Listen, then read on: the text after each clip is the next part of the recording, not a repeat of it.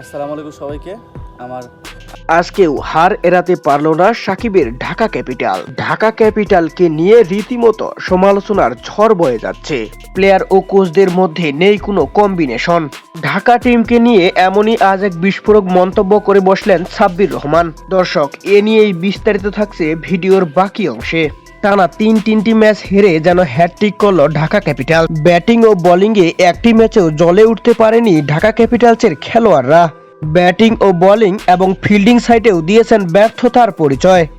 এ নিয়ে সাব্বির রহমান বলেন, ঢাকা ক্যাপিটালসের টিম ম্যানেজমেন্টের মধ্যে ঘাটতি রয়েছে। উপযুক্ত ম্যানেজমেন্ট ও কোচ কম্বিনেশনের ফলেই এই দলটাকে ঘোরানো যেতে পারে।